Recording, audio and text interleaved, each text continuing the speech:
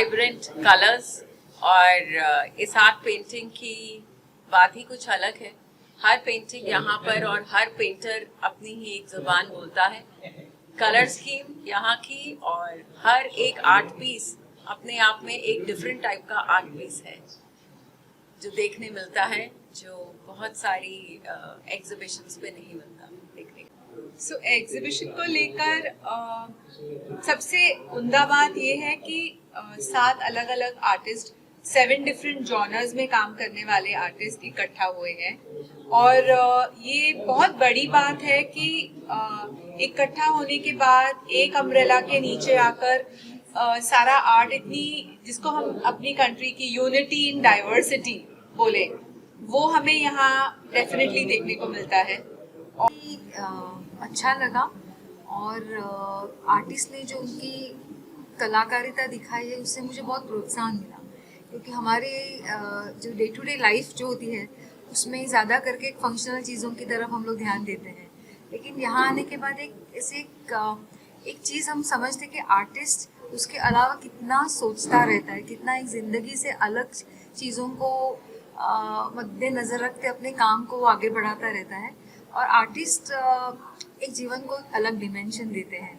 अपना जो प्राचीन काल जो है, ये पूरा जो है ये खाली धर्म पे नहीं चला है, इसके पीछे एक आध्यात्मिक ताकत है। जैसे कि जो पुराने मंदिरें बनी हैं, हम लोग कहते हैं कि अभी बहुत प्रगति है, वैसे नहीं, पहले का भी प्रगति था, लेकिन उन्होंने जो काम किया है, वो स्पिरिचुअली काम जो किया है, एक प्यार से किया। वो जो काम करते थे तो उसका पूरा ध्यान उनकी तरफ रहता था। उनसे बात करते थे कि कोई मूर्ति स्कल्पचर बनाना है तो उनसे बात करते थे। तो कैसे बात करते थे कि भाई अगर कुछ काम रुका हुआ है तो मुझे आगे कैसे बढ़ना है, तो वहाँ से उनको स्पिरिचुअल पावर मिली।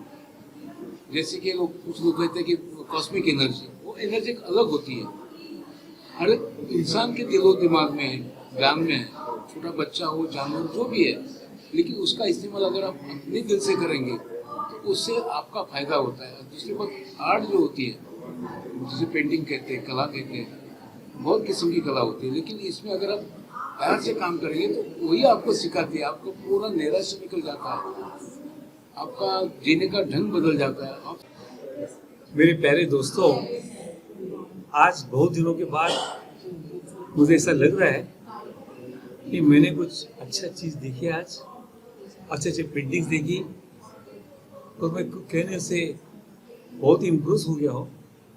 एज शरीफ को मुंबई मैं सब पेंटिंग काफ़ी एग्जीबिशन के लिए जाता हूँ, उनका एज चीफ गेस्ट मेरा इनॉग्रेट में करता हूँ, लेकिन आज सच में बोलता हूँ, आफ्टर लॉन्ग टाइम मुझे लग रहा है एक मैं अच्छे एग्जीबिशन को आ गया।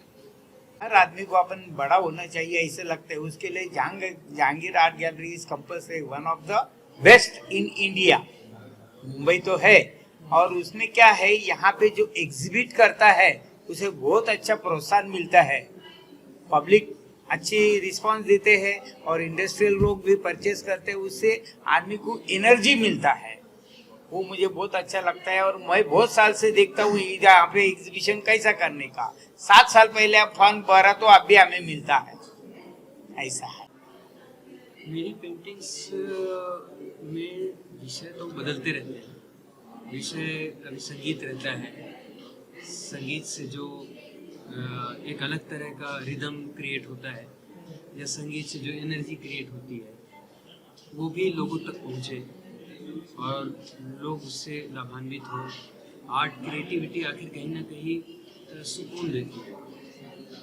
आर्ट आखिर होता क्या है? आर्ट एक ऐसी चीज़ है जो कहीं ना कहीं हम जो गॉड गिफ्ट बोलते हैं, इसलिए बोलते हैं गॉड गिफ्ट बोलने का मतलब एक ऐसी चीज़ जो विज्ञान से परे, जो अंदर से आती है। तो जो अंदर से आती है वो अंदर तक पहुँचती भी। Every person who wants to do something, he has to devote his time, energy and money and experiments. If you do the experiments since last 10-15 years, then only something you can achieve.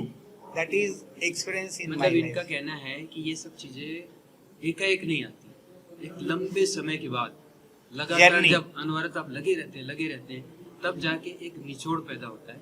और वो आपको एक canvas पे दिखता है, लेकिन canvas तक पहुंचने की पूरी जो एक प्रक्रिया है बहुत लंबी होती है। जिस तरह से आपने बोला जहांगीर में बहुत लंबे समय के बाद लगता है, तो कैसा है, तो उसी तरह से पेंटिंग एक माने कैनवास पे कोई चित्राकृति जो आती है, चित्र की जो आकृति आप रचते हो, उसको भी एक नहीं आती, उसकी भी एक लंबी प्रक्रिया होती है, जिसको आप तक अच्छे से पहुंच सकते।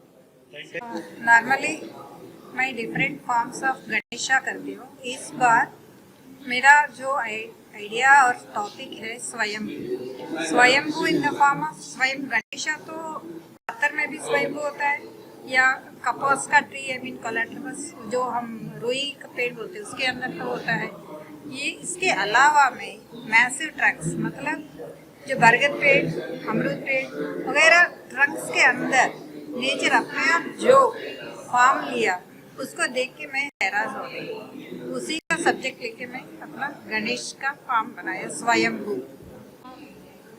फर्स्ट ऑफ ऑल मेरी जो शैली है वो है सेमी रियलिस्टिक वे, जो कि कंटेम्प्रेरी आर्ट का एक हिस्सा है।